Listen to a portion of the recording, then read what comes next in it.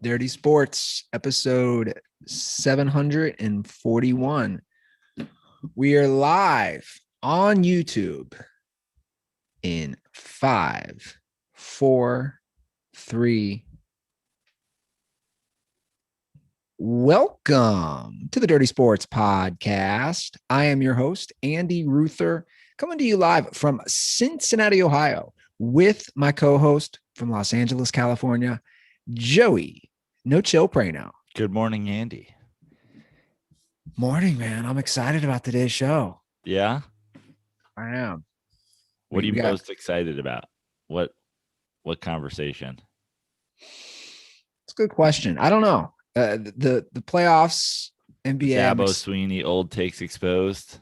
That's a good one, because I think Dabo could make an appearance possibly on the show every time he's mentioned. Of course, the Suns making the finals is a great discussion. The Steve Ballmer thing, that's a whole ball of wax. I'm still watching that video time and time again and trying to decipher what he was doing to those men. And the one guy was pushing his hand away. Yeah. I think the Steve Ballmer thing is like, I don't know. I want to put this as delicately as possible, but like, it kind of reminds me of like I don't want to say like a mentally disabled person. More like almost like a child. Like, you know, when a child like does something and people laugh and like maybe they're not supposed to be doing it, but they laugh. So then they just like get inspired to like do it more often. They get like addicted to the reaction they're getting. Like, he's literally like grabbing the inside of people's thighs and they're probably like, Steve, quit it. And he's like,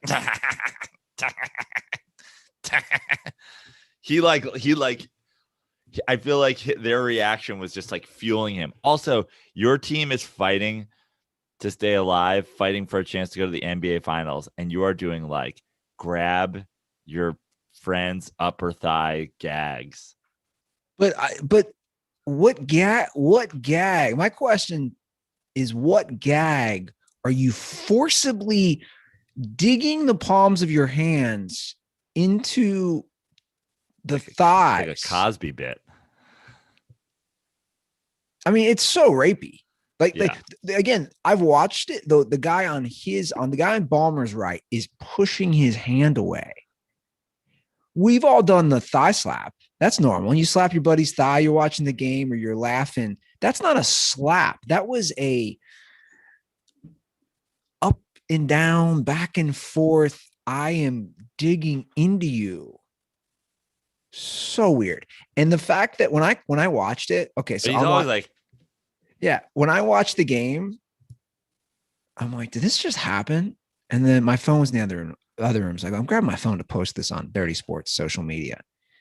And it was one of those things, am I going to be the only guy who saw that? And then I saw the tweets, because NBA Twitter, I would argue, I want to hear your take on this. I would argue NBA Twitter makes me laugh more than any of the other sports. Oh, Twitter. Yeah, that's not even a question.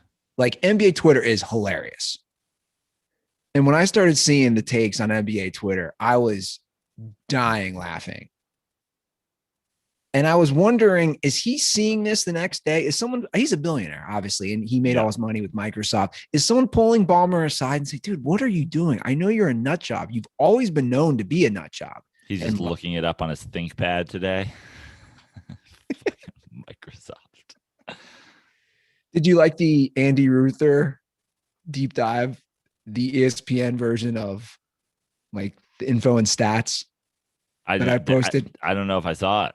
So I ended up quote tweeting Dirty Sports because I was curious. When he celebrated the Clippers had just gone on a run and cut the lead 89-82. They cut it down to 7. After the Ballmer molestation of his two friends, the Suns ended the game on a 41-21 run. It's hilarious. So after that happened, they ended up losing by 27 points. Incredible.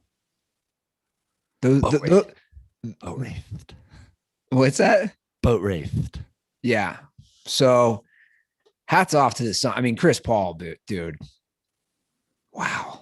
That was the best playoff game he's probably ever played. And Petty King, right? Like he's getting all kinds of altercations. I actually thought, and call me like a soft millennial, whatever. I mean, I'm 40. I'm about to turn 42 years old. I watched the 90s basketball. Boogie Cousins should have been ejected. He tried to fucking take his head off. He tried to. Like, it's just because, attempted murder is still a crime. Like, he fucking tried to. And then Pat Beverly shoving him.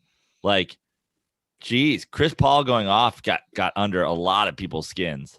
Yeah, and I did not like the responses of Chris Paul acting. Dude, if you're shoved in the back and you don't expect it, you're going to have a reaction very similar. Oh, what? People are saying he flopped on the push? He was pushed unexpectedly in the back. Hard. Yeah. And yeah, did he sell the Boogie thing? For sure. But Boogie tried to murder. It was attempted murder. And I'm not like a Chris Paul fan. Great player. Seems like kind of a fucking shitty attitude. Seems like a guy who, the reports has been hated by teammates in the past. Obviously, he must get along with the Suns guys. This is finally a fit for him, I guess. He's a great player. I'm not a fan of him as like a person, really. But it really, like, I was surprised how, the Boogie thing happened. It was like the game was far from over. And you're just like, I'm going to fucking murder this dude. Yeah. And then Pat Beverly is clown shoes McGee. I'm like so sick of like the Pat Beverly stopper thing too. Like, who doesn't light Pat Beverly up? Well, he has his games though, and he has his moments where he plays well defensively. He has his moments where he like gets one steal and everybody goes fucking crazy, or he hits like 2 3-pointers. Let's talk about like the point guards in the West in like the past few years, like with Westbrook on OKC and Houston, Harden, Chris Paul. Like, this is the first time the Clippers have been to a Western Conference Finals. Who has Pat Bev been stopping? When has he stopped literally anybody? It ain't the regular season, Pat Beverly. And like, you can show me all the like statistics of like your field goal percentage against Pat Beverly. But at the same time, it's like, bro, if you're switching on picks, I don't give a shit. You're not Gary Payton. No, he's certainly not Gary Payton. He was first team all defense, right? I don't know. Was he? I don't know. So what you're saying is you think he is. What I'm saying is Chris Paul went for 41. So what the fuck are we talking about? True, but Chris Paul also had 2 awful games. The 2 previous games. Okay. Chris Paul, and then the people are doing the thing, like he locked Booker. First of all, Booker scored 27 points per game in the series. Booker also had a bad shooting series. He did, though. He also had to shoot with a face mask on because Pat Beverly broke his nose. Yeah.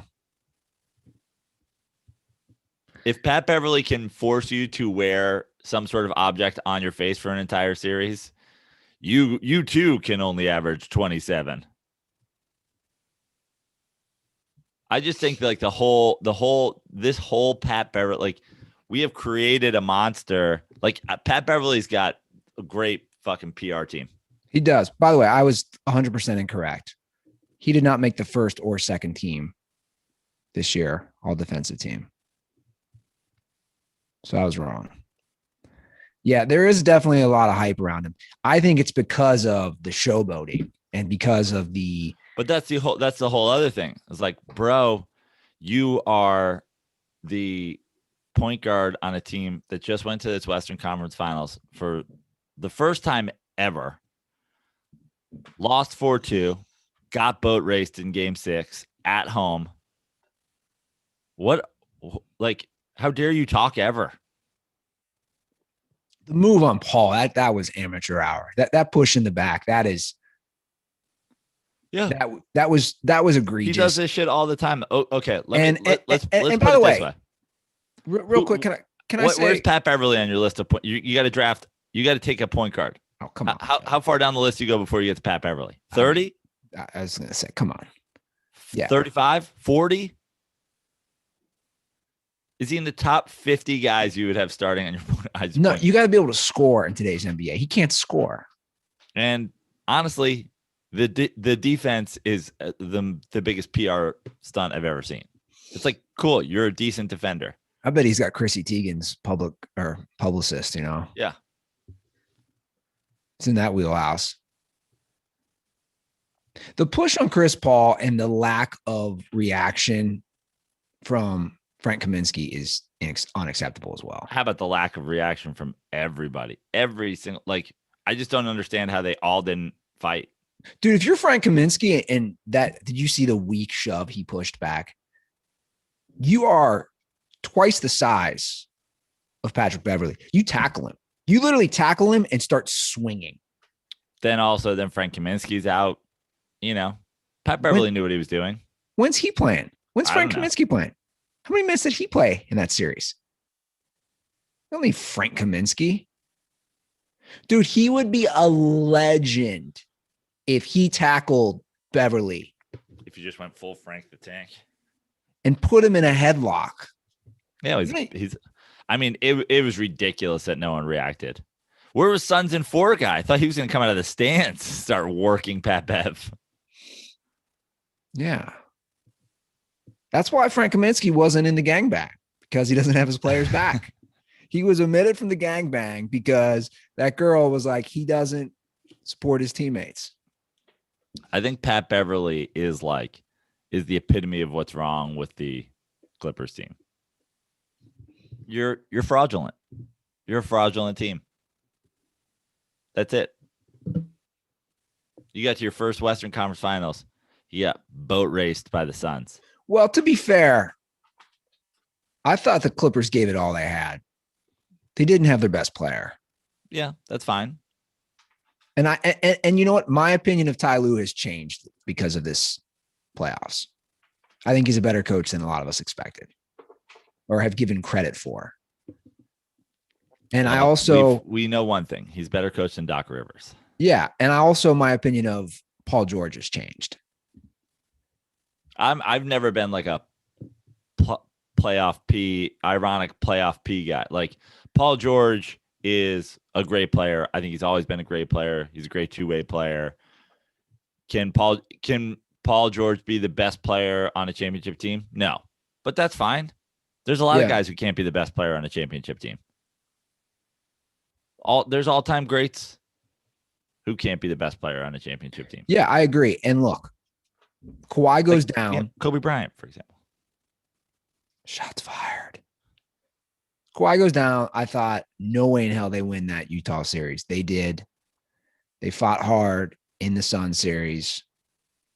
Paul George played very well in the 8 games where Kawhi was out. So the pandemic, Paul, playoff, P, all that stuff. I think he played well. Yeah, he did. However, I don't like what he said about them winning if they have Kawhi. That's a lame thing to say. I don't know if you saw that. I didn't see that. He said they win that series if they have Kawhi. It's just I hate the what if game. Yeah. And also you can play the what if. Like, is anybody in this fucking series if LeBron and AD are healthy? So I don't think LeBron ever wins the title again. I'm ready to call it. Okay. I think you should call it. I think that'd be great. That'd be helpful for me, a LeBron legacy guy. I'm kind of ready to call it. I just think with his age and Chris Paul just won. Chris Paul's like odds on favorites for finals MVP. No, I know. But he's the same age as LeBron James? Yeah, they're both 36. I don't know. I don't trust Anthony Davis's health. I look at these young teams in the West that are only going to get better. The Suns are only going to get better. DeAndre Ayton's only going to get better. Devin Booker's only going to get better. Is Chris Paul going to be there? It's a good question. If the Suns win the title this year, Chris Paul's not there. They take their title. They don't handicap themselves with a $120 million 3-year contract. Then if your boy ends up on the Lakers, is LeBron not winning a title again? Are we still LeBron not winning a title? Okay, I guess a lot can happen. If the Lakers shove all of their chips in the middle and give up 3 first-rounders and Kuzma and fucking, 2 other guys for Damian Lillard. Look, I guess a lot can happen. It's not even, to me, it's not about LeBron. It's about other teams and also Anthony Davis. Right. I have more faith in LeBron staying healthy than I do of Anthony Davis. If I had to bet LeBron winning a title, I would bet he wins another title. Essentially, maybe not even as the best player. I feel like LeBron can go full Kareem, change his game. Like, how long do we think LeBron plays for? Don't we think he's, LeBron's certainly not 5 years away from being an incompetent NBA player. He's not Wizards Michael Jordan. He's not the GOAT coming back and embarrassing himself. Like, he'll be a competent player 5 years from now. If he wants to play. I think he just wants to break the all-time scoring record, which he should play to do that. Yeah, and he's going to. And supposedly wants to play with his kid.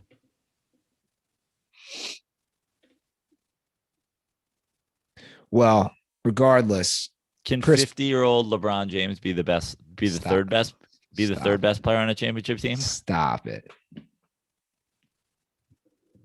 Pat Beverly's fucking starting for Western Conference Finals teams. What are we talking about here? I mean, these playoffs, now that we have the Giannis injury, that series is 100% up for grabs. You get the Trae Young injury. We're locked at 2-2. Where does that series go? Well, I mean, if Giannis is out and Trae Young is out, let's play that. Yeah, let's do it. I like the Hawks. Yeah, me too. The Hawks are less dependent on Trae Young than the Bucks are on Giannis, offensively, defensively. Sure. I just don't think that there's a guy who can take over games for the Bucks. And I actually think that Chris Middleton. Yeah. Is he taking over games for the Bucks without Giannis?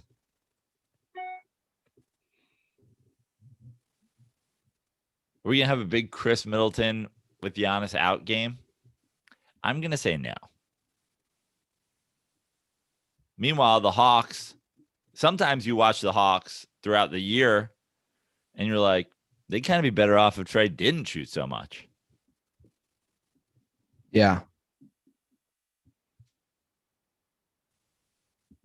Well, I agree with your points, Prano. I do think it favors the Hawks if you take away the 2 stars.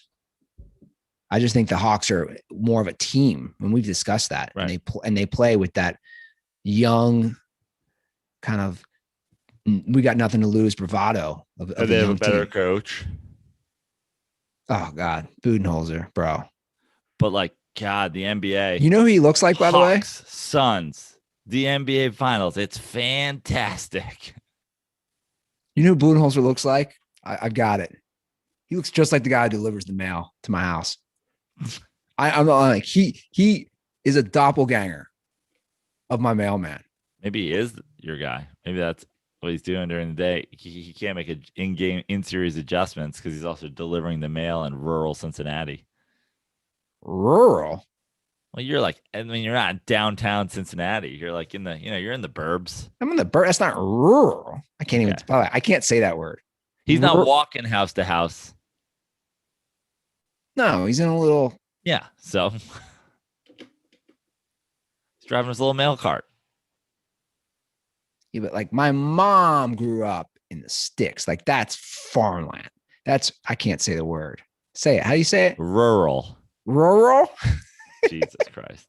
I'm serious. I've never been able to say it. Rural? Rural. Is that it? I mean, I can't do it again. I know. Rural. It's RURAL, Andy. It's not That's a tough one, though. Rural? That was better. Sure. Yeah, but again, let me, I mean, come on. I'm literally 15 minutes from downtown. It's the suburbs. Don't you dare say I'm out there. How dare you, Joe Prano? I was like, what'd you do on Saturday? Like 7 hours in the lawn. Like 7 hours doing yard work. It was fun too. It's nice, man. The cicadas are gone. I'm sure you were concerned about that, but the cicadas are gone. I am. In case anybody wants to know, they've been gone. They only lasted 30 days out here. They've been gone, at least in my area. But they're donezo. So on to the next project. What will it be? Hawks, Suns, or Hawks, Buck. I'm sorry, or Suns, Bucks. Yeah. What do you want? Suns, Bucks. With Giannis. I can't believe he might be back. That injury looked very brutal. It's amazing that the only like older star that survived the playoffs is Chris Paul because he doesn't have to participate last year in bubble playoffs. Were they even in the bubble last year? Like, was OKC in the bubble? Yeah, they were in the bubble. They lost. He made them to the playoffs. Yeah, but I'm right. Made bubble playoffs, but they lost first round. Yeah. But look, he's made every team better. They talked about it last night. I think he does get a little lack of respect in that regard. He's never made it to the finals, but every team he goes to, he's at least taken to the playoffs. He was an afterthought for me personally. It's like the Ryan Fitzpatrick of the NBA. No, because Chris Paul is going to be top 3 all time in assists. He was an afterthought when he went to Phoenix for me. And he's been able to get these guys to play together. It makes you wonder who is aware of that girl, though. Like, is the Phoenix Suns organization aware of 100% the girl? Yeah, 100%.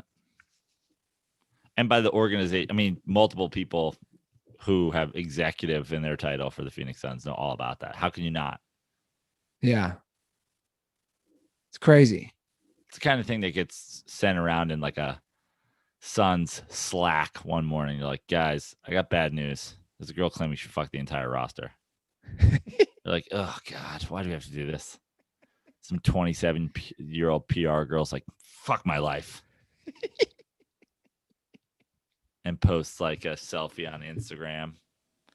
When a porn star claims she, segged the whole team, face plant emoji, crying eyes filter. That's why I'm rooting for the Suns. This whole situation is too. I went to her Twitter again last night. The amount of credit she is taking is so funny. There are a lot of people saying that you are obsessed with this woman. Oh, it's fascinating. I find it one of the. I'm just gonna say it. It's one of the best stories I've seen in a long time because of how they're playing. They played great in the bubble. They didn't make the playoffs, but I believe they went 8-0 in the bubble. Am I correct on that? I don't know. I think they went 8-0, maybe lost one game. They become a number 2 seed. They're mowing through teams. They're 12-4 in the playoffs. They're the first team that's ever made the finals after not making the playoffs the year before. This is a turnaround that we've never seen before. And it all goes back to the team bonding, which I think is great team bonding. I just want the Chris Paul, Kevin Garnett post championship when he finally gets. He's like, "Where is the nut?"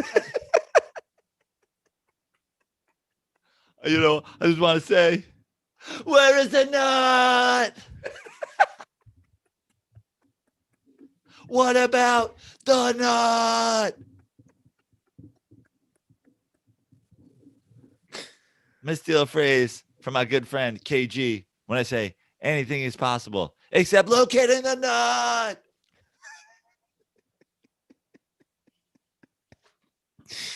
Oh my God, that's great. I mean, he couldn't miss last night. Yeah. State Farm's got to be loving this. Seriously, though. I put all that money. It all goes back to our conversation though, like our advertising conversation. Has anybody in history ever switched to State Farm because of Chris Paul? Ever? Patrick Mahomes, Aaron Rodgers. I was just going to say, toss in the other has guys. A single person called up State Farm and asked for the Rodgers rate? A single one? Ever? I was even thinking that last night. Like they have the Western Conference Finals last night presented by AT&T. Like, motherfucker, I'm not switching my phone plan because you sponsor the NBA playoffs. Yeah. T-Mobile used to sponsor the NBA playoffs. I think T-Mobile might have gone out of business. Well, they combined with that's what I'm saying. Well, it's not like us. You know, like we have legitimately gotten so many people to switch to Miller Lite since our show is presented by Miller Lite. But that's because you can tell we believe. Like, I don't even know if Chris Paul's uses State Farm insurance. Yeah, but the people know. The people know Joe Prano drinks Miller Lite. Oh yeah, and you have, as stated many times before, we got into this amazing partnership with Miller Lite. It's the only reason we have this amazing partnership with Miller Lite. Yeah. Because I was saying I was sponsored by Miller Lite going back years, going back to pre-Dirty Sports. I was saying that on the Kooksy Comedy. Listen, have a dream, kids, and never give up on your dream. My dream was to be sponsored by Miller Lite, and here I am. Yeah. And feel so good. And you know what? Andy, truly, when we get the tweets, when we get the Instagram DMs, and let me hop in real quick. Not just that, we're getting podcast reviews. Great. Talking about Miller Lite. That's how much people are enjoying, especially those who have converted to Miller Lite. I had multiple Miller Lights last night out in Hermosa as I watched the Western Conference Finals game. And it warmed my heart to know that there was some kid in a ballpark somewhere going, I'm ordering Miller Lite for Prano, doing this for the Dirty Sports, taking a picture. It's glorious. And 4th of July is here. Yeah. An American beer, an American Pilsner. The pools, the grill outs. Miller Lite has been the light beer with great taste since 1975. The original light beer. That's right. And that is what makes it such an easy choice. So next time you're getting ready to enjoy cold ones with your crew, especially this weekend, July 4th, go to MillerLite.com/dirty sports to find delivery options near you, or you can pick up some Miller Lite pretty much anywhere they sell beer. It's Miller time. Celebrate responsibly. Miller Brewing Company, Milwaukee, Wisconsin, 96 calories and 3.2 carbs per 12 ounces. You know, July 1st, Andy, is Bobby Bonilla Day.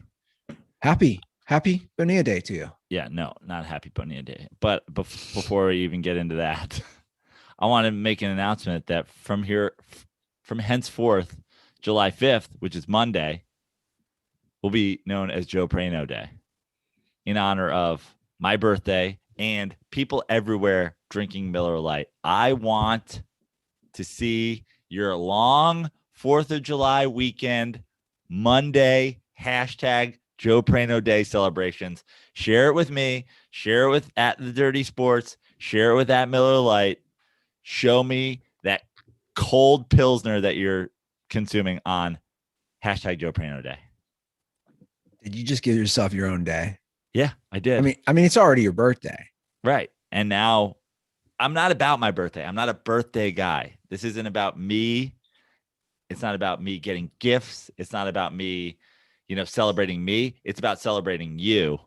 I want the people to show me that they are not celebrating me, but celebrating themselves via me with a Miller Lite. Just know that on Monday, I will be drinking a cold Miller Lite outside somewhere. Will you be celebrating similarly? I hope so. I hope you share it with me. There you have it. And unlike Bobby Bonilla Day, Miller Lite will not be giving us $1 million. Yeah, social media has really made it tough for Mets fans. Every single July 1st. Steve Cohen's getting a lot of love today for he did a couple of different things. They're Airbnb-ing a room at Citi Field. He announced that specifically. He's like kind of like trying to find a way to like make Bobby Bonilla Day like funny and fun and interesting. He's gotten a lot of credit for it, and good for him. It's better than making it the saddest day for Mets fans every year. But dare I say, Steve Cohen, you're overthinking this. Just pay him everything right now. Just cut him a check. Yeah, cut him a check. That's what I was thinking. Cut him a check. Post a picture of the check on Twitter and put hashtag Bobby Bonilla Day is canceled forever. I totally agree. I was thinking that today. I was thinking the exact same thing. He's supposed to get money through 2034. He will be 72 years old. He's 58 right now. Just cut him a check for whatever it is, the 1.6 million he gets a year. You have the money. You're the richest owner in baseball. That would be even funnier if they brought him to Citi Field and they handed him a giant check like you do when you win the lottery. Yeah. And they could be also with Bobby Bonilla bobblehead, sell out the park. I just want to know who convinced Steve Cohen that this was not the thing to do, that there's like good press to be had around Bobby Bonilla Day. I know every year, obviously with inflation, like the amount of money is technically less and whatever, like, if you give it him all now, you're paying him more, but it's like, Steve Cohen is the Mets savior, and he should just start doing savior things. Just be like, we're never doing Bobby Bonilla Day ever again. Yeah. He's kind of gone the other way with it, which I don't love, but listen, he's not a Wilpon, so we'll take it. It's just so crazy how it's all connected to Bernie Madoff. Like, that's pretty wild. And listen, Bobby Bonilla is not the only guy with these deals. Tons of other dudes have these deals. Hey, Ken Griffey Jr. is getting, I think, $3 million today from the Reds. A lot of these guys, even some of the newer deals. Max Scherzer gets paid through 2028. I think Chris Davis gets paid like tons of money every year till like the same thing, 2035 or something like that. Mini Bobby Bonilla is Brett Saberhagen for you guys. Yeah. So he gets $250,000 for 25 years. Sabes apparently plays like men's league baseball out here. Really? Yeah. I'm sure that's fun for anybody to go up against him. Step into the plate. I don't think he pitches. I think he might play shortstop. At least that's what I've heard. That's the rumors. The LA men's league baseball rumors. Sabes sounds like a tall tale, maybe. Yeah. I found speaking of some of the guys from our teams, I found the picture for me at age 7 with Chris Sabo signed. Like I'm missing teeth because I'm so young. So you guys took a picture of you with Chris Sabo and then went back later and got it signed? No. So Chris Sabo was he won Rookie of the Year in 1988. He was doing a signing right by me at the local. It's so funny to think players used to do this. Yeah. He was doing a signing at the local Ground Round, which is a restaurant that doesn't exist anymore. Yeah. And I got my Rookie of the Year card signed, and also you got to get a Polaroid with him signed on the outside. It's hilarious. Isn't that crazy to think think about someone who's winning the Rookie of the Year, and you just go to a local restaurant, and if you wait in line for probably not even an hour, you get to meet the guy, shake his hand, take a picture with him, and he'll sign stuff. Yeah. I found a signed Bengals, same thing this week. I found the signed Bengals Anthony Munoz card and Bengals hat. Same thing. He went to just a local Kroger. I was in the first grade. Like, that's so crazy to think. That'd be cool if they brought that stuff back. Yeah. They do that shit still, like card shows and stuff, right? But not at like a local grocery store or local restaurant. Right. I mean, can you imagine after why was my name blanking? Pete Alonso winning the Rookie of the Year. He's just going to the local grocery store in New York to meet fans for 3 hours. The D'Agostino. I mean, it's unbelievable. It's crazy. Well, we have to discuss the Trevor Bauer situation, which is not good. Trevor Bauer has found himself in a sticky situation. Buzzing. Is that the title of our show? Or are we going to get canceled for that? Trevor Bauer's sticky situation. I'm writing it down.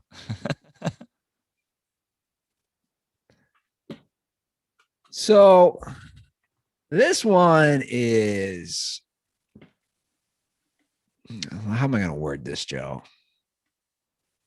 Well, you could just tell the story about what happened and then we could discuss it. You don't have to open it up with, how am I going to word this? So Trevor Bauer's a person. So a restraining order has been filed against Trevor Bauer from a woman who basically claimed he sexually assaulted her, physically assaulted her, but she also wanted rough sex from him. And what's so interesting is this isn't old. This happened in April. Right. This is a couple months old. This happened here while he was in LA. Pasadena. In Pasadena. So, I mean, what's sticky about this situation is that there's apparently text exchanges, conversations, whatever, where she's asking for to be choked and smacked and whatever. So then you have a girl who's bruised and battered, and you're like, how do we handle this? Like, if you asked to be punched and then you got punched, where's this, But that's I guess what the investigation is going to find. I am certainly not kink shaming anyone who wants to get knocked around, but I think that you do put yourself in a sticky situation when you're on either side of this. When you're a guy, especially a rich, famous baseball player, who gets yourself into a situation where, whether like by request or not by request, you physically hurt somebody. Now they certainly have evidence that you physically hurt them. Now it's a he said, she said situation, or vice versa, where she asked for something and then it went too far for her and they didn't, figure out a safe word or whatever. So seems like maybe this is my advice, certainly for Trevor Bauer, is maybe learn a lesson about not doing this with absolute strangers.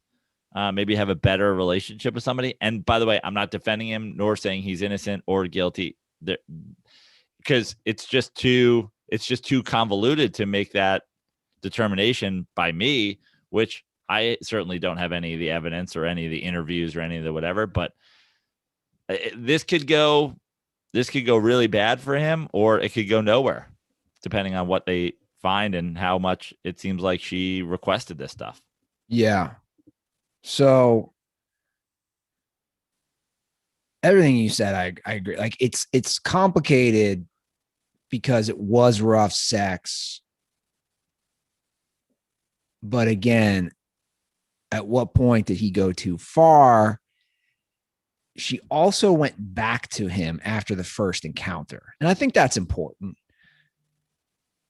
I'm a firm believer of things are not black and white. And this is clearly one of those instances where two people can be held accountable.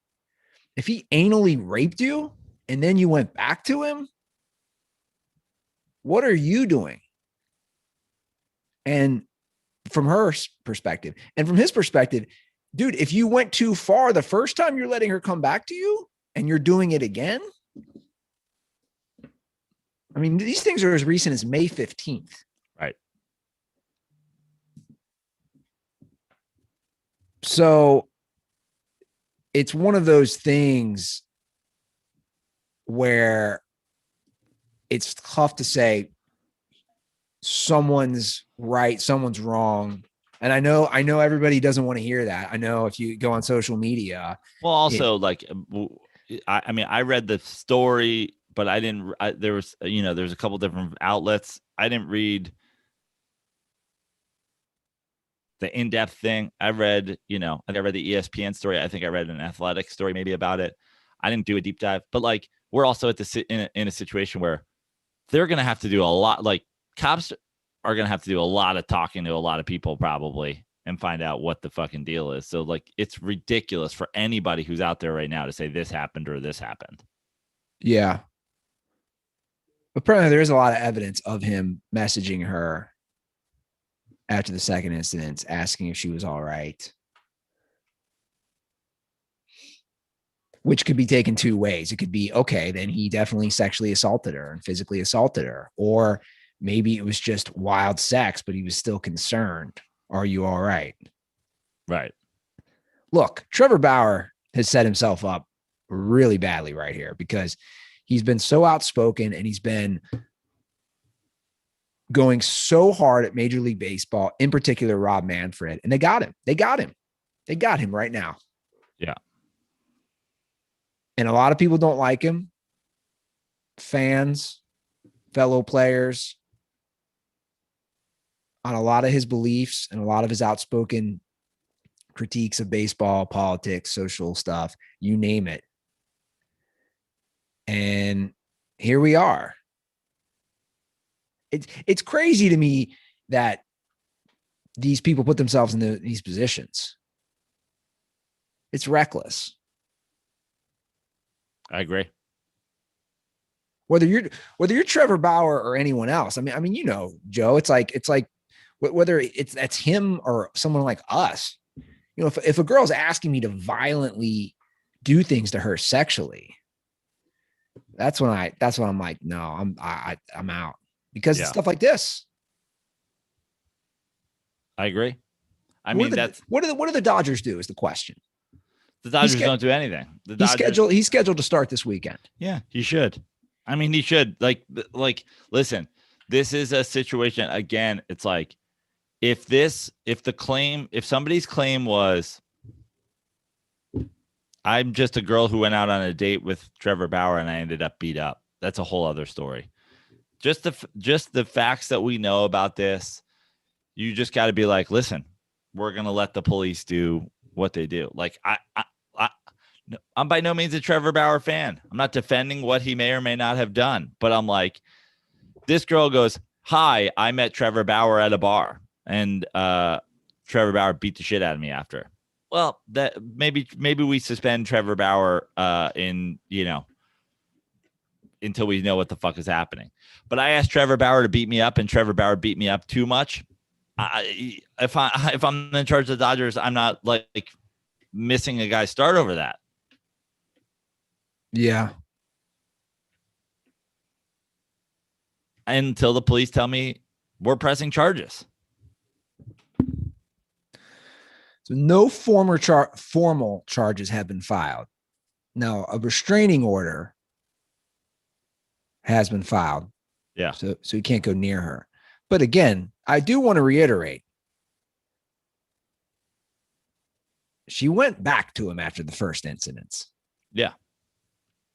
We don't know when. Listen, I don't even want to dive into that. It's like, listen, she went to the cops, she went to the cops and now it's on them, I guess. She didn't go to Trevor Bauer and go like, I want this much money and blah, blah, blah. Cause the fucking lunatic probably would have just paid her. So I just don't know what you can possibly do in this situation other than to say, we need to know more of the story. Yeah. And I think, again, anybody I've read 2 articles about it. I don't have enough of a story to say, like, what are we saying? Exactly. If from now on, if a girl says this happened, that a guy's out of baseball. Yeah.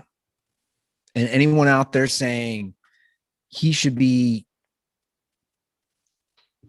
kicked off the team, he should be suspended, he's guilty, or on the opposite end, he's innocent. That's ridiculous talk. It's ridiculous talk. We need all the information. And this is for sure a dicey situation. Yeah. That's why the right move is to eat an edible and have nice, slow, sensual sex. Sure. If you say so. What Yeah. about the 15 milligram nut? Yeah, I'm just glad I'm not into that stuff. Like you said, not like, dude, I'll not knock anybody's kinks or anybody's fetishes. Like, dude, you do you. I'm very open. People can do their thing, but like, not that anyone's asking, but I'll just say I'm not even a big slap a girl's ass guy during sex. Like, maybe it's because I have small hands and I'm like, is she really even gonna feel it if I slap her butt? When we're going into these areas, I'd choke a girl. I'm like, are you all right? Like, I couldn't do it. She's like, yeah, you barely got your baby hands around my neck. Can you get like a mannequin hand? We need some real man hands. I'll be curious though, Joe. He plays in LA. He plays in a market that is gonna want his head. No one cares. Dodgers fans, it's like, tell me what you think Joe Schiavelli's doing right now. He's not like, give me fucking Trevor Bauer's head. He's like, it seems like she's asking for it. Well, I'm not going to speak for him. He's also maybe an outlier. I don't know. I'm just saying it's a more liberal city. He was defending Justin Turner. Justin Turner killed Tommy Lasorda. Allegedly. Allegedly. Gonna have to throw that in there for legal purposes. Well, in other baseball news, which is not a fun discussion, and also in Southern California, Tyler Skaggs' family has sued the Angels for wrongful death. Again, it's a situation like me. Why can't two people be held accountable? Two people can be held accountable, right? But I never understand this stuff where he's given drugs, but no one's forcing him to take it's not right that he was given drugs he might not know of, but he also knew he was taking stuff he shouldn't be taking. Yeah. Does that make sense? Yeah. But also, yeah, don't give like it's one of those things where also like we're teaching people a lesson. Hey, like, don't do this anymore. What the fuck kind of trainer is doing this? Like, I mean, yeah, I'm not saying that they should be off the hook. I'm just saying, oh, no one's I don't think anybody's saying he's not responsible for his own death. Dude, it comes back to the opioid thing and all the drugs that to me, that's a bigger problem. We're not even talking about that. I mean, I think the opioid crisis is being talked about in America. It is, but I'm saying in this story, the bigger picture is, hey, maybe we should fully legalize cannabis and also mushrooms, things that are more natural that might be a good alternative to some of these drugs. And they're not going to kill you. I mean, there could be an outlier. I'm just saying there's a lot of that's such a bigger thing. Like, first of all, with baseball, you know, the rules of baseball are stupid. There's a million stupid rules in baseball, but then, you know, then we get to the bigger question in America. Why are certain drugs legal and certain drugs aren't? Because of fucking money. Because pharmaceutical companies have all the money in the world to, you know, pay fucking people off and have, you know, lobbyists and whatever. Oh, can CBD cream do the same shit as this fucking stuff that we get? Yeah, probably, but look where we are. That's not how America works. Well, I know that, and I know it's complicated, but there's no one with common sense who's saying like, oh, you're wrong, it shouldn't be. It's just people who want to make money saying like, we can't allow it to be. And that's, you know, that's where that's America. Well, I'll be curious how the wrongful death lawsuit would play out in these situations. Yeah, I mean, listen, a lot of times these are, they settle them or whatever. Like it's to me, It sounds like they're not, but the Angels released a statement. They're right, going to fight this. right. We'll see how long that lasts. But we're a very litigious society these days. People don't want to fucking take responsibility for themselves, and their son or daughter or whatever gets branded a dope fiend, a fucking OD or like whatever. So it's just people scrambling. I can't imagine, my family suing somebody because I fucking OD'd on drugs, but that's, not all people are the same. There's people who fucking sue because, they caused a car accident. It's like, it's ridiculous. Yeah. But that's just, again, we could, we did why aren't certain drugs legal and other drugs are, and now we could do, why do people want to be litigious every opportunity they get? This is America. Yeah. A lot of lawyers out there. Well, on a happier note, college athletes can get paid officially today. They are getting paid. Sort of. That's a misleading headline. Well, the headline is not from the universities. They can make right. They're not getting paid to play sports, and that's and by the way, everybody who's followed my hatred of the NCAA and their system and everything, like I've actually never been in favor of people getting paid to play sports. But this is the happy medium that I've always said exists, and why not allow it to happen? Let them be able to sell their autograph. Let them be able to get sponsorships. Let them be able to get jobs if they want. Yeah. Let them be able to be social media influencers. Let them, like, why not? If you're there on any other scholarship, you can. If you're any other person, you can. The idea, I totally understand I totally understand where we were 10, 20 years ago, where it's like, well, if I'm allowed to pay them for this, why don't I just pay, why don't I just pay a high schooler as an influencer extra money and I'm a Florida State booster? Well, that's going to happen. That's going to fucking happen.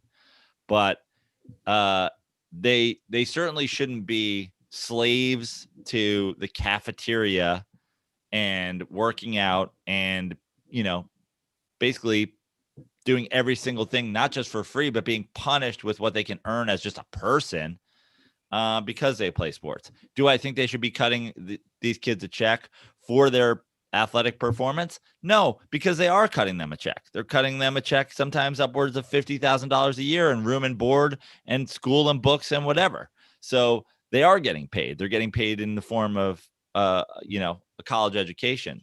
But I've always been in favor of let them make money off their likeness, their name, be able to get sponsors, and boom, here we go. Congratulations. Yeah. Now, not everybody agrees with that.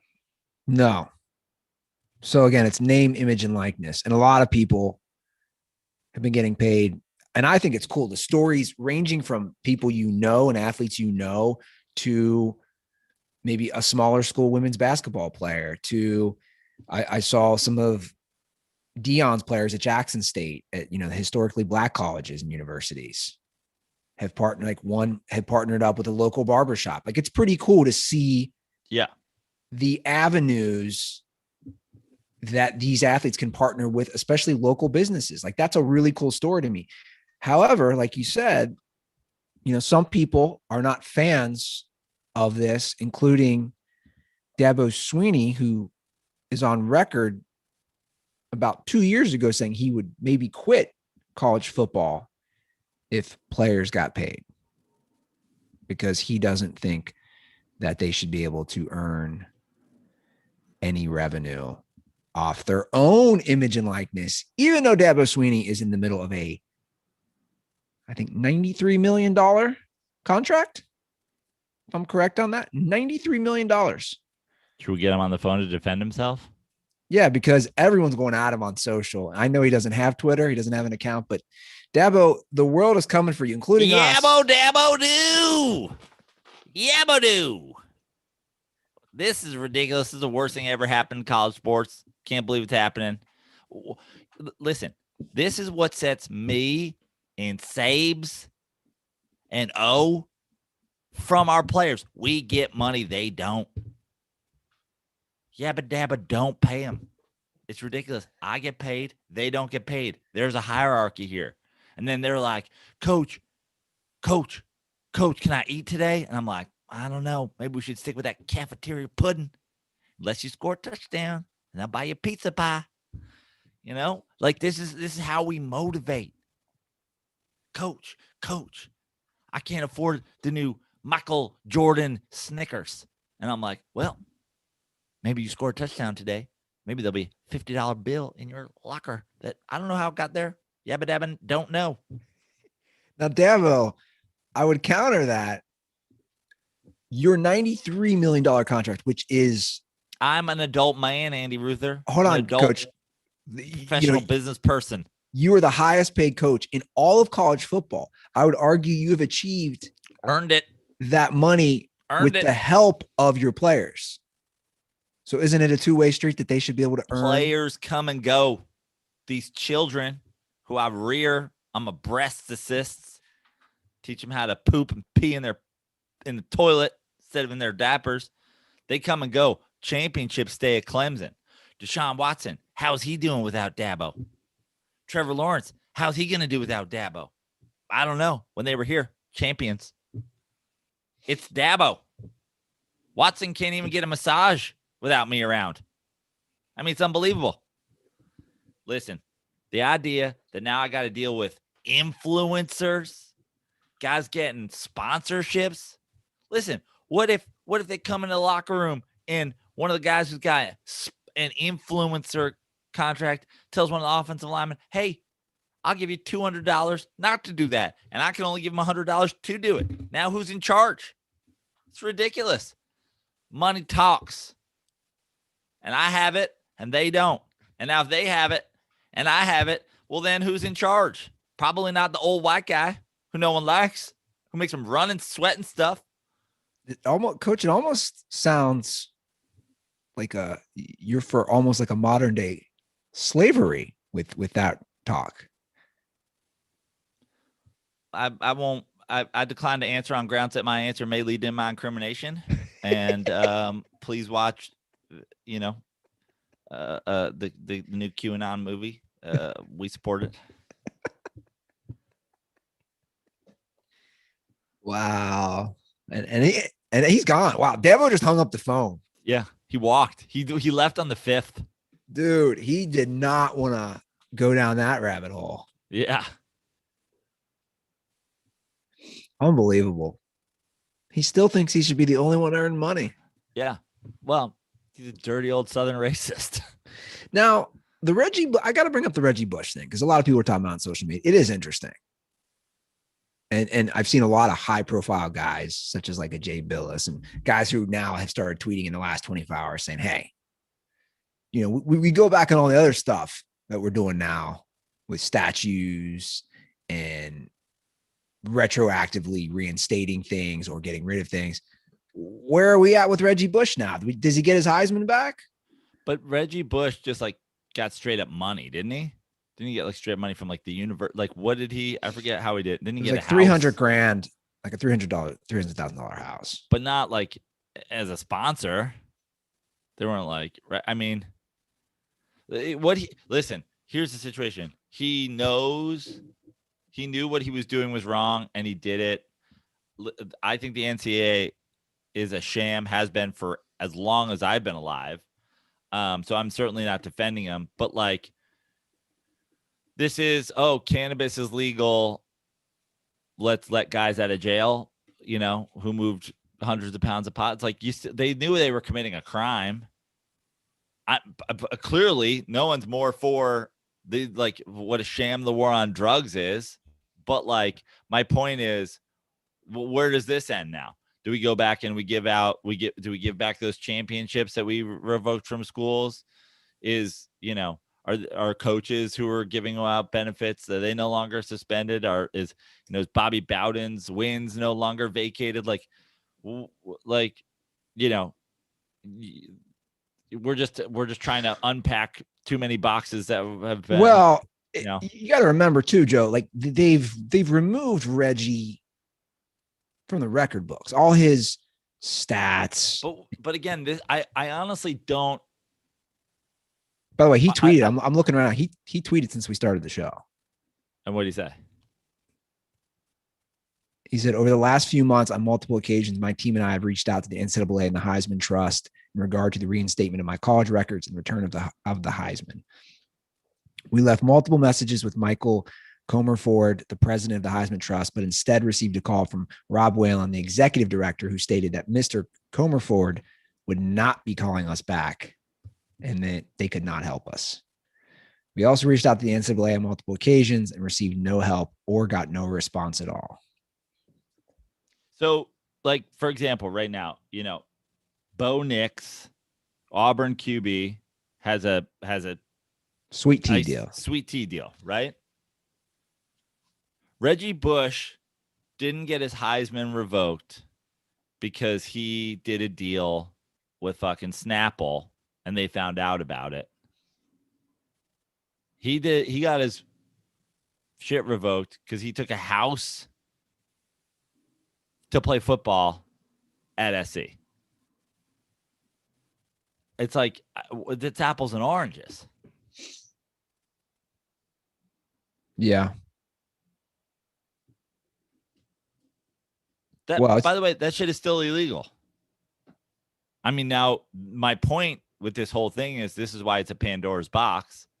Let's say you're a booster at USC and you want the top running back in San Diego to come play at USC. And you also own fucking a Honda dealership. You go, hey, you're now a spokesman for our Honda dealership. I mean, you also got to go to USC. Like, this is where we're getting into a situation where we can now hide. Yeah. Paying these guys off in other shit.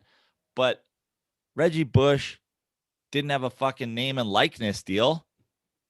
Reggie Bush got paid to go to fucking. He would have. SC. Okay. He would. So he would have. And therefore he wouldn't have had to like take this other shit. Well, I'm just throwing everything out there. I mean, I'm just saying we're confusing two things, and this is where it's going to get dicey. The whole situation is going to get dicey because of these situations, but that's not what happened. So I'm not pro Reggie Bush here. And meanwhile, I hate the NCAA. So like, fuck all of them. I just, from my perspective, I hate that they got hit with the hammer, USC and Reggie Bush, and the book was thrown at them when we know so many other programs have done this and have also been caught, and the consequences weren't nearly as bad. That's all I'm saying, Joe. Yeah. No, is that the hypocrisy of how different cases have been handled. And I loved Reggie Bush in college, man. Like, to me, what wasn't to love? I know he was just so fun, and those USC teams were so fun. I wasn't, this was even before either of us were in LA. I just remember I was in college and Reggie Bush was in college, and I used to love watching those games, and it was primetime TV and all the celebrities were on the sideline. SC football was the real deal in LA. You had all the mega stars going to SC games because they didn't have NFL games, and the games were so fun and they scored so many points. And it just sucks that he had his Heisman stripped, and we know so many other players did shady things. And totally. And Johnny Manziel has now openly said he was signing autographs and making money. Why isn't his Heisman stripped? All I'm saying is that's what I don't like. Just give the guy back his Heisman. Who cares? Or give him OJ's. Was that sold? Where is OJ's? I have no idea. Probably in a storage unit in somewhere in Orange County that he's like been hiding it from the fucking Goldmans. I think they got his Heisman back. I think he had to give his Heisman to the Goldmans. Yeah. It does open Pandora's box. You are correct. And it will be interesting to see how it plays out. And I'll be real curious how Dabo handles this if he stays a coach, because it sounds like he doesn't want any player to earn anything. So if you're a player at Clemson and you want to endorse the local Mr. Bojangles down there.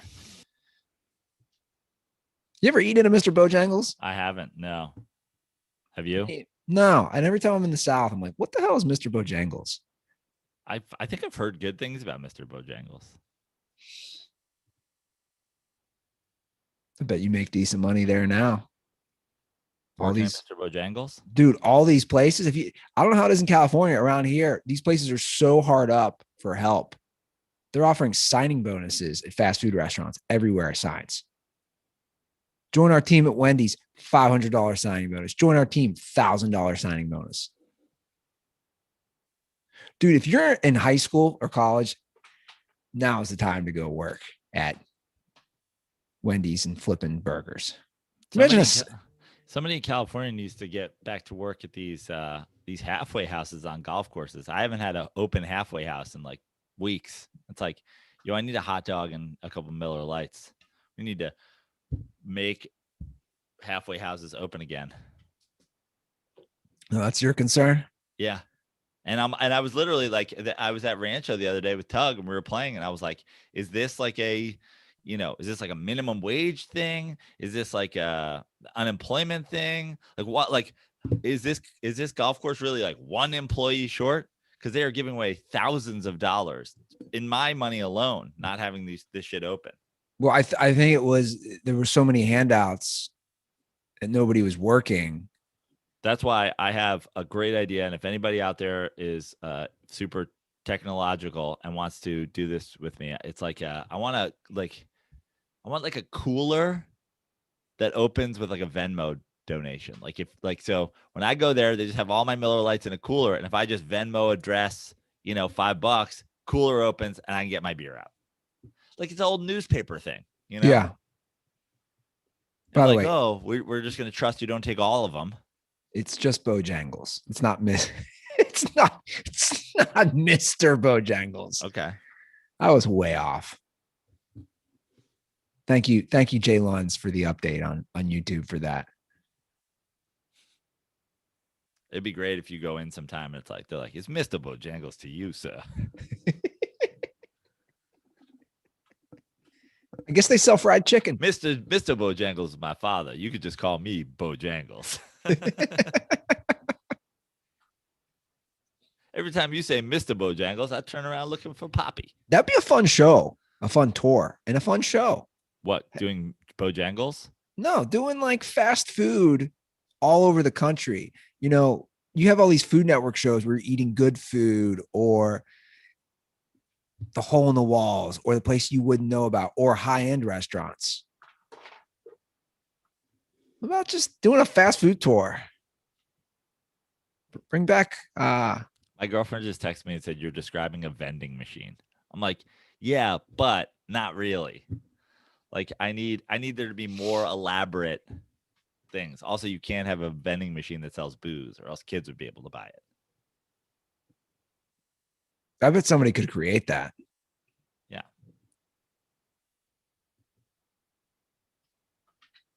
Also, who's putting like $10 in a fucking vending machine? I need like a whole store that opens with a Venmo donation. Basically, I just need an unmanned halfway house that I can Venmo donate.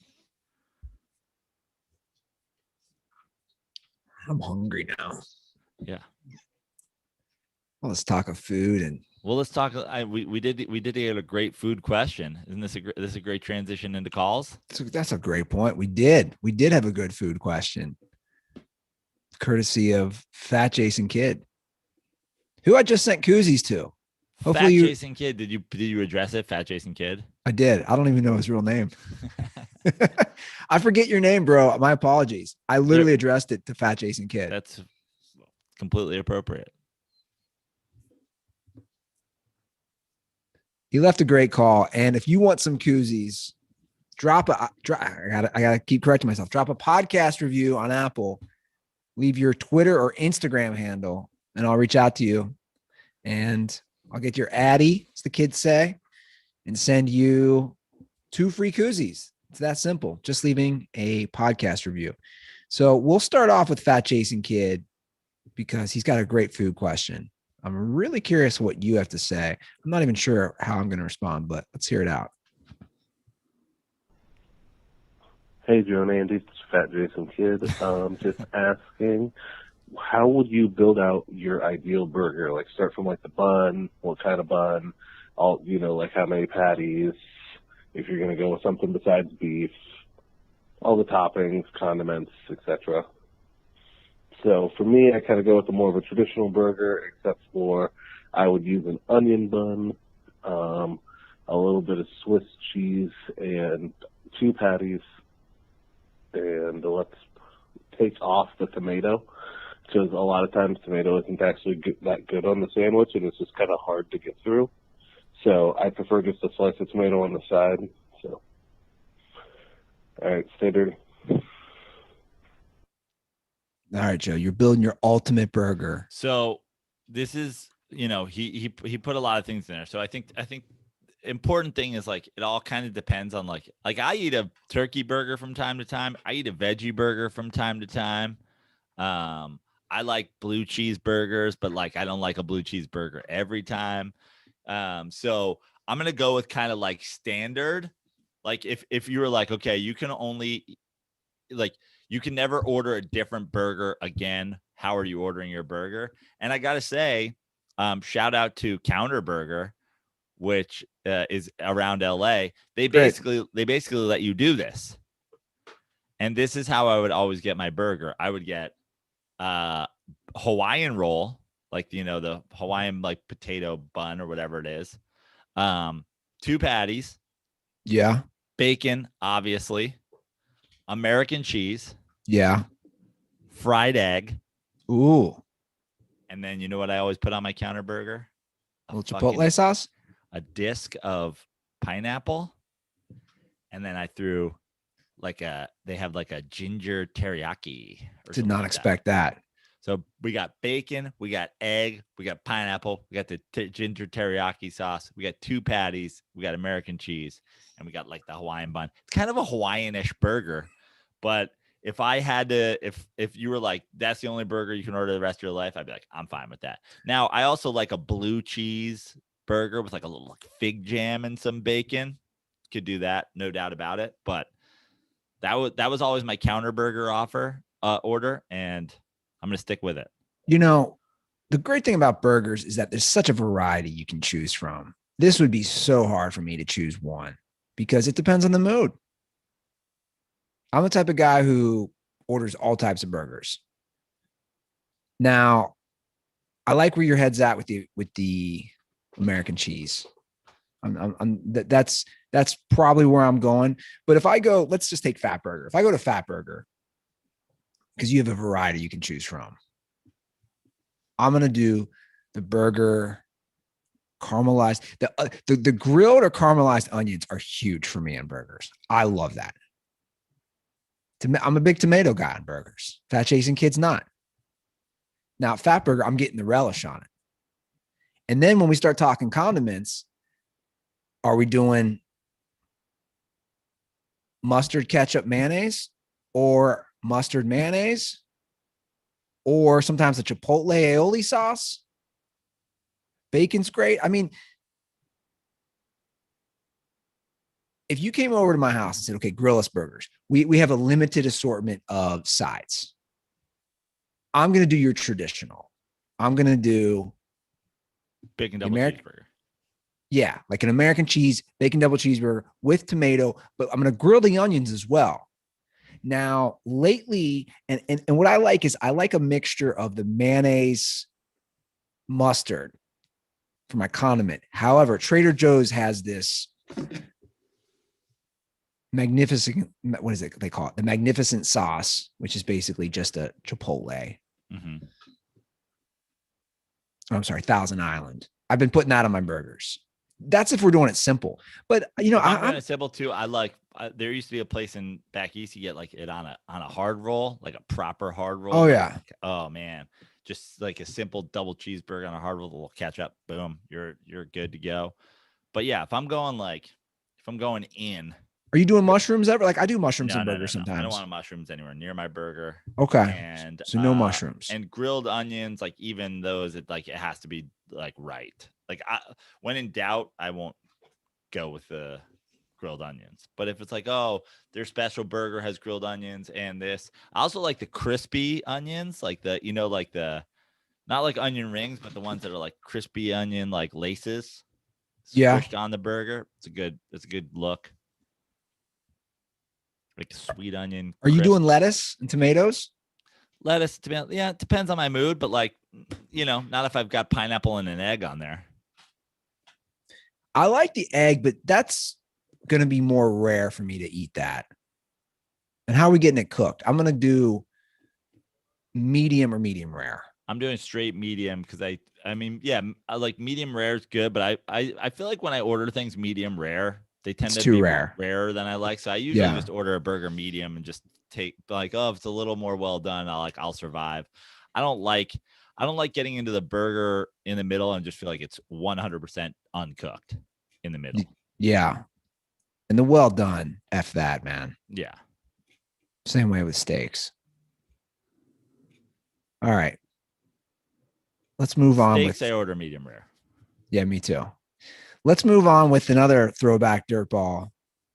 Crazy Eye Sam Bradford. Ooh, look at this. A couple of the great Joe Prano dirtball nicknames back to back.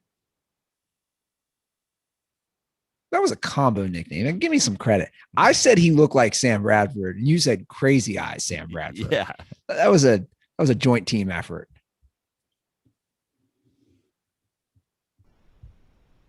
How's it going, boys? It's Crazy Eyed Sam Bradford. I've been dying to ask this question for a while, actually, and I think now is the right time since last week's discussion. But I think Kawhi Leonard is on the spectrum or has autism. I have a master's degree in special education. If you look at the signs and symptoms and the way he talks and how he behaves, I'm pretty sure he's on the spectrum. Just let me know your thoughts. Condoms are for whoever the Suns have to play in the finals. Take care, boys. Bye.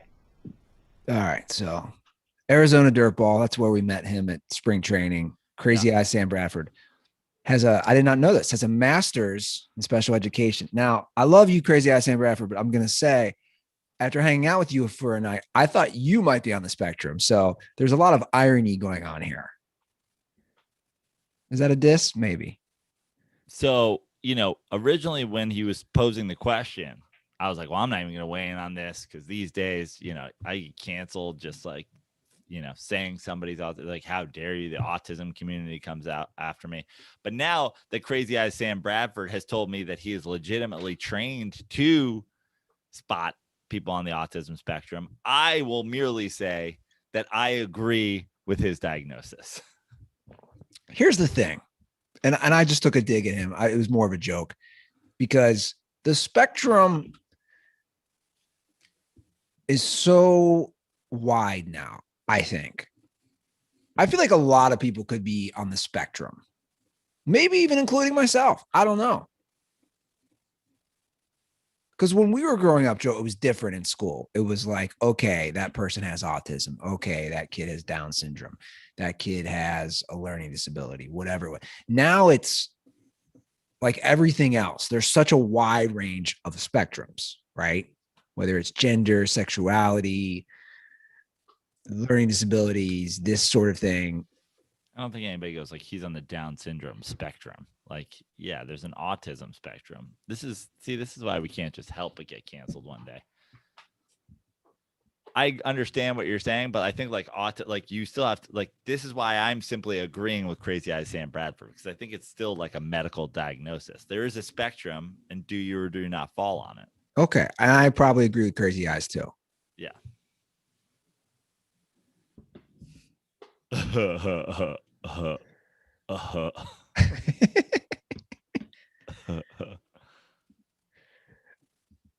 Okay, we have a That was world. the Kawhi laugh for everybody. I know. It's just like, what the fuck is happening? We have a College World Series update. Mississippi State has they have won. Yeah. Congrats to Mississippi State, the Bulldogs, their first Dylan title. called in from a a wind farm the other day at the top of a light pole, and then slid into our DMs and was like, "Hey," like he called me. He was like, "Hey, you threw me under the bus." I was like, "Threw you under the bus? Is that where you were calling from? Is that what that sound was?" And then my favorite thing, he's like, "Dude, I was the Dirty Slides College World Series correspondent in 2018," and I'm like, it's hilarious that you think I remember anything from 2018 at all, let alone things. Everybody who I talk to about dirty sports will be like, "Bro, I like what you said on the show the other day." I was like, "Bro, I have no recollection." I describe me on podcasts as Will Ferrell giving the speech in Old School during the debate. It's like, what just happened? I blacked out. Like, I don't remember shit I say. He's like, "I was your College World Series correspondent 3 years ago on your other podcast." Well, Dylan, welcome back, buddy. I hope this call comes from not up a light pole or under a bus. I support you being the College World Series correspondent. Yeah, he's been a listener of the show. I've recognized him on social. He's been a good active dirtball for a long time. He DM'd me as well and was very apologetic. And I told him, dude, it's fine that you left some of the worst calls of all time because it was great to make fun of. Yeah. Like no need to apologize. And now he's left 2 calls, which I might also destroy right now. So let's get to Dylan's update on the College World Series. And he said they're 2 long calls. The official Dirty Sports College World Series correspondent, 3 years running. The good news is that you can hear both these calls. Great. Hey, boys, this is Dylan, the self-proclaimed CWS correspondent, calling from Nebraska. Sorry for the delay in the call. It took me a while to climb down off that light pole. I'm going to give you a quick recap. Probably just going to skip to the last 4 teams, talk about the NC State stuff and the championship that ends tonight. So the first 4 teams that were out, really irrelevant. It was always coming down to NC State, Vanderbilt, Mississippi State, and Texas. NC State, as one of the 3 things you heard in my original calls, I picked as my team to go through it. They just had a lot of momentum. They took out Arkansas, the number 1 team in the nation coming into the tournament, and I thought that they were just rolling, and they were. They took out Vanderbilt in the first game on a solo shot homer, put Vanderbilt down into the losers bracket, which was surprising because coming into the tournament, everyone thought Vanderbilt was going to win the whole thing. They had the 2 best pitchers in the nation in Leiter and Kumar. Anyway, so then Vanderbilt gets all the way through. We're going to the semifinals. They're going to have to play each other again, NC State and Vanderbilt. And as you already know, the COVID game happens. NC State has to bench 14 players. They had a relief pitcher playing first who had never had an at-bat this season, and they were going against Kumar, one of the 2 best pitchers in the nation. That kid that had never had an at-bat went 3 for 3 off Kumar. Really close game, 1-3. I can tell you here in Omaha, all the NC State fans, it actually pumped them up. They were pissed that they lost that game. So they thought we were missing 14 people. We'll be able to take them out tomorrow. And then Okay, I'm gonna stop here for a second. No, we're just getting to the good stuff. Okay, because we're at a minute. Well, I was just gonna give him a recommendation, bro. If I'm grading your paper, like we gotta wrap it up, bro. Like we're 90. Dylan, think about this. We're 90 seconds. I'm on the edge of my seat, and I know what happened.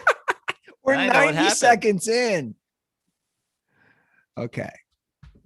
I'll continue the call. Please. NCAA pulls the chicken shit move of announcing that they forfeit at 1:30 in the morning local time. So people woke up to it. I talked to a bunch of fans. We own a store out here. That's why I'm out here. But I talked to a bunch of fans that had flown in that night on the red eye. When they landed is when they got the news that their team had to forfeit. So that's some bullshit. NC State fans are pissed. There are conspiracies all over the place. There are pictures of Dr. Fauci wearing Vanderbilt jerseys, and they're all saying that it's this giant conspiracy. Okay, so that's the first 2 minutes. You want me to continue? Well, that's just one of 2 calls. Yeah. Sure. My fucking mic just went out. Yeah, I can tell. You there? Okay, I'm back. Okay. Yeah. You were inspired by Dylan to lose your mic. Yeah. Suddenly I was doing the podcast from down a well. Okay. Are you on the edge of your seat still? Because he's just now now getting now the conspiracy theories. See, this is where we're at, Andy. Like now you're like, what is Dylan? Dylan's on the streets. Dylan's talking to NC State fans as they deboard planes. He's like, Dylan Calhoun here at the Omaha Municipal Airport. I'm here with some NC State fans. They just got off a Boeing 637. Guys, your game's canceled. How do you feel right now? They're like, fuck Fauci.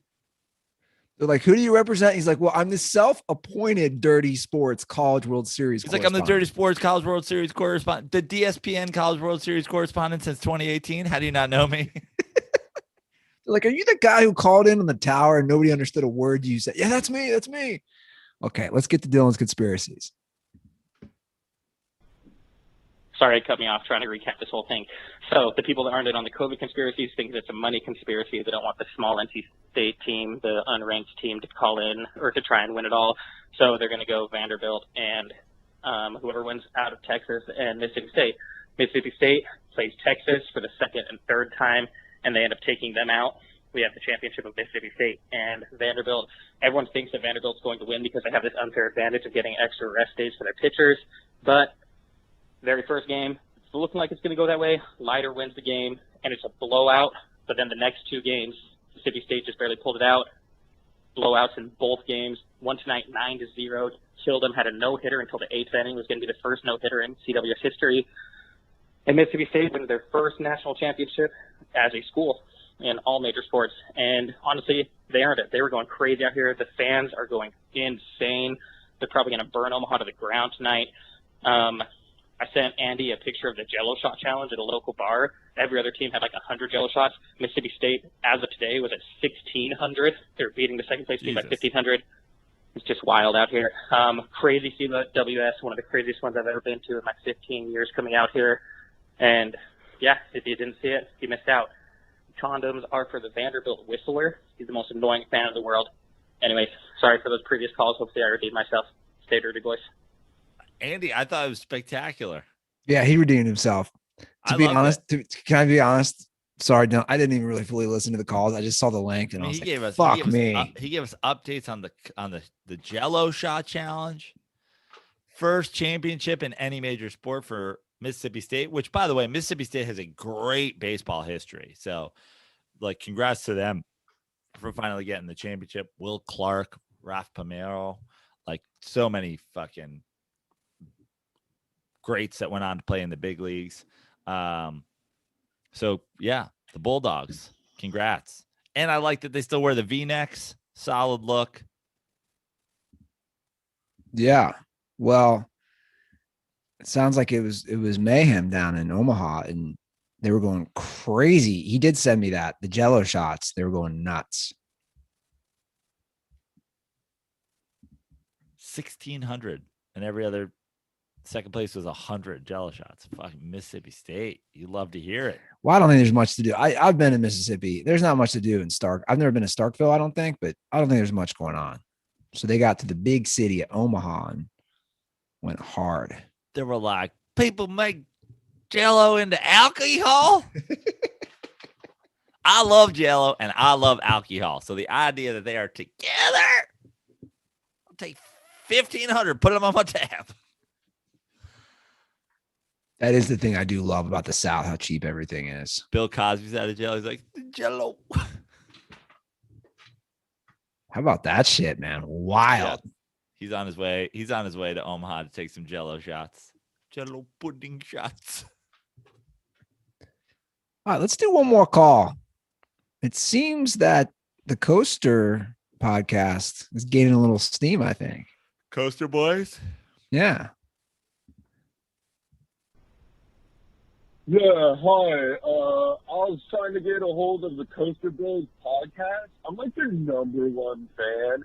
The only thing I'm a bigger fan of than the Coaster Bros podcast is roller coasters. I don't know, it's bagel bites. Anyways, I just wanted to know, what do you think about when you're on roller coasters? I like to think about like how if I had friends, it would be really cool if they rode roller coasters with me, and how I hope I am not making a dumb face in the photo that I always buy every time at the end of the roller coaster, because they're so memorable. Like, how do you not buy those photos? Anyways, thanks, Coaster Bros. Man, Coaster Bros have their first fan. You're gonna have to get him to write a review. Get him some coaster koozies. yeah. I just got an email from Kings Island yesterday. I'm on their email list. They're bringing back Carnival. You know, a lot of things because of COVID. Which is, are you starting a podcast about roller coasters? To be determined. Where you review roller coasters? I think you should go full Dylan and record your podcast on coasters. Hey, we're going around turn 4. It's pretty wild. First loop coming up. Ah! Everybody get ready. Pictures coming. Hands up. My buddy came over the other day and he said he's got a family and he has a pass with his family. And he said, dude, you thought the Diamondback was anything with the 230-foot drop? Sounds like we found your co-host. Yeah. He said Orion's 300-foot drop makes the Diamondback look like nothing. He said, I'm never doing it again. If you think the Diamondback drop was big, let me tell you about Orion. Buckle up, because it's a Kings Island rule that you must buckle up. But buckle up, because it's a drop. I mean, they're getting so many free plugs. That's the new sponsorship for the Coaster Bros. And Kings Island is owned by Cedar Point. You know, the famous one out of Cleveland. Yeah. They own a few coasters, which you can also do that. You can get a season pass to all. I think it's the company. All Ohio parks. I think it's called Cedar Fair, and I don't know if it's just Ohio. I don't know how many they own. Pass. Imagine those people and get that. Real Coaster Bros. Now, can Coaster Bros? Oh, you should forget koozies. You should have coasters. You should have coasters. Exactly. All right, those are the calls. We got some other calls. We'll get to those in another episode. We had some Tom's River updates. We'll get to that next week. Oh yeah, we got to get to the Tom's River drama on Monday. We'll get to that Monday. 310-359-8365 is the hotline. And you can follow us on social at The Dirty Sports. Again, if you drop a podcast review, leave that Instagram or Twitter handle, and I will message you for your address to send you some koozies. I'm an Andy Ruther on all social media, and that's it from my end. At Joe Prano on all social media except for Twitter. I'm at Fix Your Life. Send me your hashtag Joe Prano Day celebrations this weekend. It's a big Joe Prano Day celebration weekend. I want to see your Miller Lights. Tag me, tag Miller Lite, throw in a hashtag Joe Prano Day celebration, or just a hashtag Joe Prano Day. Let's go. I want to see it. Beaches, barbecues, grills. Is anybody putting an egg on their burger? Is anybody frying pineapple on the grill? I don't know, but if you do, wash it down with some Miller Lights. Happy Joe Prano Day, everybody. Well, we'll be live on Joe Prano Day. That will be Monday. So have a great weekend. Enjoy the holidays. Drink some Miller Lights. Spend it with your family, your friends, your loved ones. And as always,